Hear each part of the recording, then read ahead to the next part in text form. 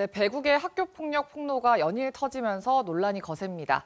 배국에도 대책 마련에 분주한 가운데 가해 선수들의 처벌 여부에도 관심이 모아지고 있습니다. 사건과 법 김혜민 변호사와 오늘 이 이야기 자세히 나눠보겠습니다. 네, 이재영, 이다영 쌍둥이 자매에 대한 폭로 이후에 배국의 학폭 논란이 시작이 됐죠? 네, 그렇습니다. 지난 10일이죠. 흥국생명 이재영, 이다영 쌍둥이 자매의 학폭 전력을 폭로하는 글이 인터넷 커뮤니티에 올라오면서 시작됐는데요. 이 글에 의하면 이들 자매가 중학교 시절 동창들을 흉기로 위협하거나 신체적 폭력을 가했다는 것으로 해당 게시물에는 자매가 가한 학교 폭력이라는 글로 20여 가지의 피해 사례가 나열되어 있었습니다.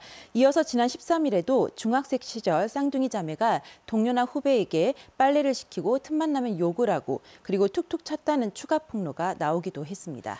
네, 그런데 뒤이어서 남자 배구 선수들의 학교폭력 폭로도 이어지면서 이른바 배국의 학폭 미투가 시작이 됐어요. 네, 송명근, 심경섭 두 선수와 함께 배구를 했다는 A씨는 지난 13일 고등학교 1학년이던 10여 년 전에 학교 선배이던 이들에게 폭행을 당했으며 급소를 맞고 응급실에 실려가 고환봉합수술을 받았다라고 폭로했습니다. 그러자 이 두 선수는 곧바로 사과하고 올 시즌 남은 경기를 뛰지 않겠다는 입장을 밝혔고요. 또한 최근 한 구단의 신입으로 입단한 선수로부터 3년간 학교폭력을 당했다는 폭로글도 있었습니다. 네, 결국 이제 이재영, 이다영 선수에게는 국가대표 자격, 또 지도자 자격이 무기한 박탈이 됐는데 네. 이런 중징계가 내려진 근거가 뭔가요?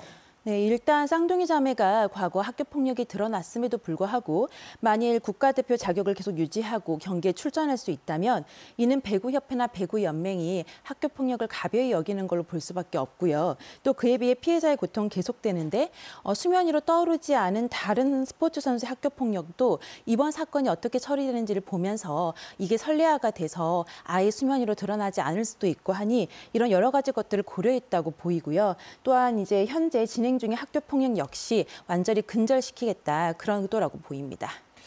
네, 그런데 이번에 폭로된 사건들이 중고등학교 때 있었던 일이잖아요. 네. 이런 뒤늦은 처벌 가능한가요?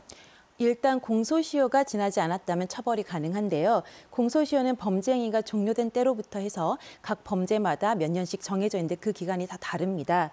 따라서 예를 들어서 14살, 15살 이런 중학생 시절에 저지른 일인데 해당 범죄 공소시효가 5년이다. 그러면 20대 접어든 지금으로서는 처벌이 불가능한 것입니다. 참고로 폭행죄의 공소시효는 5년이고요. 일반 상해죄의 공소시효는 7년입니다.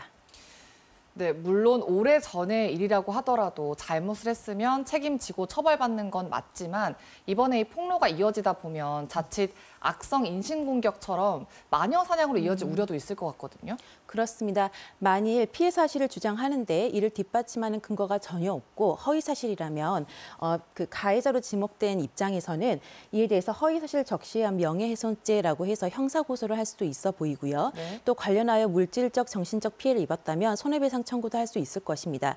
그리고 그와 관련해 내려진 징계에 대해서는 그 효력을 정지해달라고 청구하고 징계 자체를 다툴 수도 있을 것입니다. 한 가지 유의할 점은 만에 하나 그 학교 폭력 중에 일부라도 사실이라면 이 가해자로 지목된 사람이 이러한 민형사상 대응을 강경하게 나가면서 자신의 잘못을 전혀 인정하지 않는 경우 그 자체가 오히려 2차 피해가 될 수도 있다는 것입니다. 네, 가해 선수들이 인정을 하고 또 사과도 했지만 또 다른 선수들에 대한 폭로도 이어지고 있는 상황이잖아요. 네, 그러니까 어떻게 그렇습니다. 보면 이번 사건이 스포츠계 폭력 사건이면서 학교 폭력 사건인데 네. 이런 사건 왜 자꾸 반복된다고 보십니까? 일단 체육계의 경우에는 굉장히 위계적인 부분이 강한데요. 근본적으로 그렇게 될 수밖에 없는 게 특히 우리나라의 경우에는 스포츠에서도 성적 지상주의가 굉장히 많이 적용된다고 보입니다. 네. 그렇기 때문에 성적이 좋지 않으면 또 위계 질서에 따라서 좀 더 강압적인 행동이 나오기도 하고 또 실력이나 나이에 따라서 그 내부에서 실질적인 계급이 형성돼서 그걸 가지고 또 뭐 폭력적인 행동도 발생하는 것 같습니다. 선수 간에 이런 부분에 있어서 피해 학생 역시 폭력을 당했음에도 해당 운동을 계속하고 싶고 그 조직 안에 계속 있고 싶다 보니까 이를 공론화시키지 못해서 이 문제가 계속해서 유지되고 있는 것 같습니다. 그리고 사실은 또 이를 다 알면서도 같은 팀원끼리 묵인하고 방관하는 것도 한 몫을 한다고 보이고요. 네, 이번 사건을 통해서 배구계에서도 자정의 목소리가 나오고 있는데 재발 방지 대책 마련되고 있나요? 네, 그렇습니다. 일단 현재 선수인권보호위원회 규정을 보면요. 10조에 성폭력이나 중대한 성추행 시에만 영구 제명을 할 수 있도록 되어 있습니다. 그런데 앞으로는 이런 규정을 굉장히 강화할 것으로 보이고요. 우선 과거 학교폭력과 성범죄 등에 무겁게 연루된 선수다라고 보인다면 이는 신인 선발에서 전면 배제될 것이고 선발 시에 학교장 확인을 받은 학교폭력 관련 서약서를 요구할 수 있게 됩니다. 그런데 입단 이후에 그와 관련해서 허위 사실이 확인된다라고 하면 선수 영구제명 등 사회적 무리 관련 징계 규정도 정비하겠다고 밝히고 있습니다. 아무쪼록 이를 계기로 체육계에서 학교폭력이 완전히 근절될 수 있어야 되겠습니다. 네, 재발 방지 대책이 제대로 잘 마련되면 좋을 것 같습니다. 네. 오늘 말씀 여기까지 듣겠습니다. 고맙습니다.